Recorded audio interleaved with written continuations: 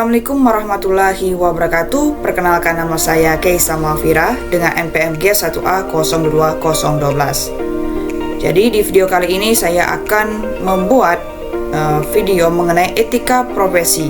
Kebetulan kami diwajibkan untuk membuat cita-cita terlebih dahulu untuk menyelesaikan tugas. Di sini saya memilih software engineering sebagai cita-cita saya. Di video kali ini berarti saya akan membahas mengenai etika profesi di bidang software engineering. Adapun alasan saya memilih software engineering sebagai cita-cita saya.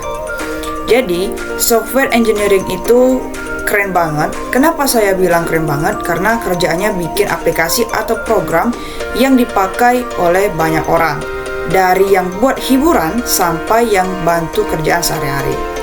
Profesi ini banyak dicari dan kebetulan gajinya sangat besar atau oke banget. Dan kerjaannya gak ngebosenin karena selalu ada hal baru buat dipelajari. Plus, bisa kerja di mana saja, bahkan dari rumah. Pokoknya, jadi software engineering bikin saya punya masa depan yang cerah dan tetap up to date sama teknologi. Itulah alasan saya memilih. Mengapa saya memilih profesi software engineering? Karena itu sangat menarik dan gajinya lumayan besar. Lanjut, di tugas kali ini sebetulnya kami ada dua tugas. Yang pertama itu membuat laporan dan kedua membuat video. Jadi penjelasan untuk laporan saya buat dalam video dalam bentuk PPT. Jadi dalam pendahuluan ini, apa sih etika profesi? Nah, etika profesi ini sangat berkaitan dengan sikap dan sifat profesional dan profesionalisme dalam melakukan setiap pekerjaan. Etika profesi adalah sikap hidup berupa keadilan untuk memberikan pelayanan profesional terhadap masyarakat dengan penuh ketertiban dan keahlian sebagai pelayanan dalam rangka melaksanakan tugas berupa kewajiban terhadap masyarakat. Dan apa sih software engineering itu? Nah, software engineering ini adalah disiplin ilmu yang berkaitan dengan pengembangan, perancangan, pemeliharaan, pengujian, dan manajemen kualitas perangkat lunak. Saya sudah jelaskan tadi, yaitu dari penulisan itu adalah untuk memperdalam pemahaman mengenai peran penting kode etik dalam profesi software engineering, khususnya dalam membantu para profesional menangani dilema etika yang kompleks. Kode etik dalam profesi engineering tidak hanya berfungsi sebagai pedoman dalam pengambilan keputusan yang etis, tetapi juga berkontribusi pada peningkatan kualitas dan keamanan software yang dikembangkan. Oke, selanjutnya ke pembahasan.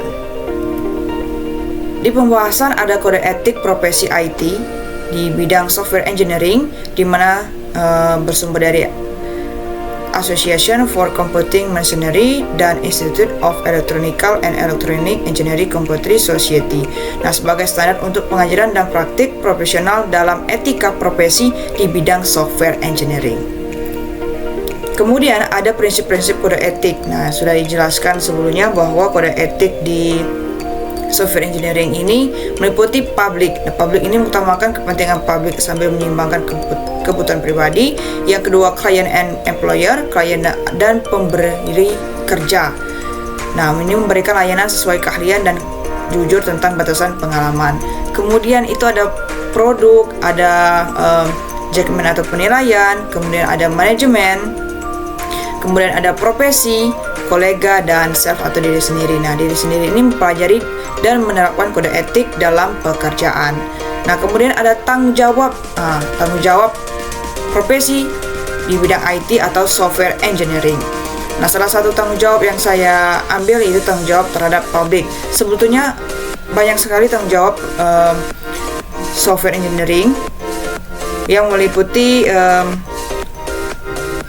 tanggung jawab terhadap client and employer, tanggung jawab terhadap produk, tanggung jawab terhadap judgment atau penilaian, tanggung jawab terhadap manajemen, terus ada tanggung jawab terhadap profesi, tanggung jawab terhadap kolega, dan tanggung jawab terhadap diri sendiri. Nah, salah satunya ini adalah tanggung jawab terhadap publik.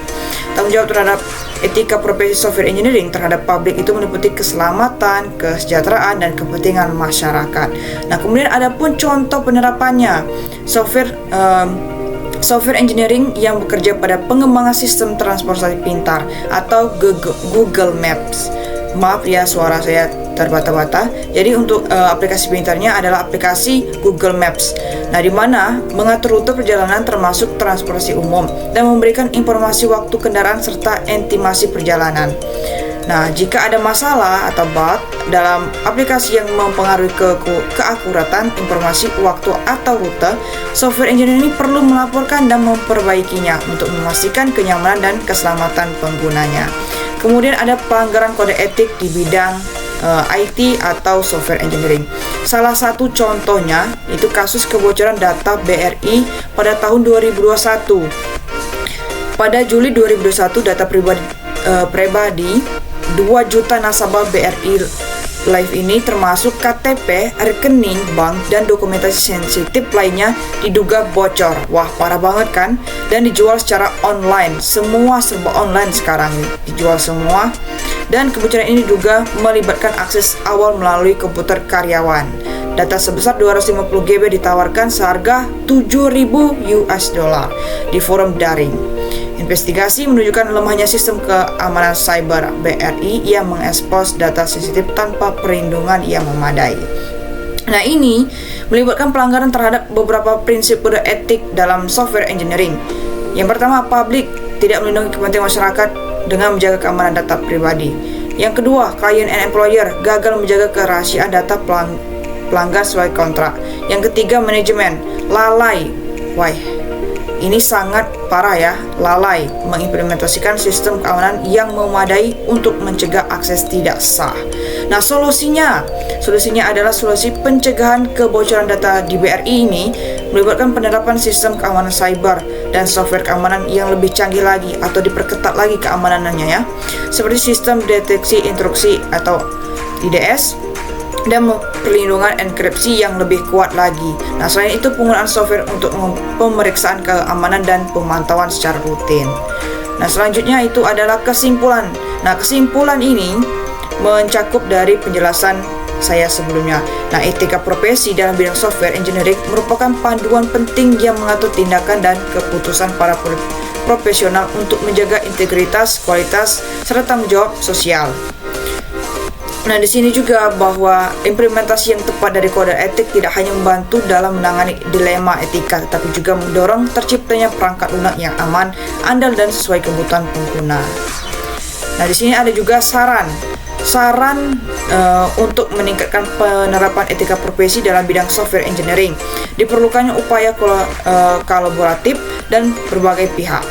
Dari berbagai pihak ya, seperti institusi pendidikan dan perusahaan harus secara aktif memberikan pelatihan dan edukasi tentang pentingnya kode etik sehingga dapat menanamkan nilai-nilai integritas sejak dini.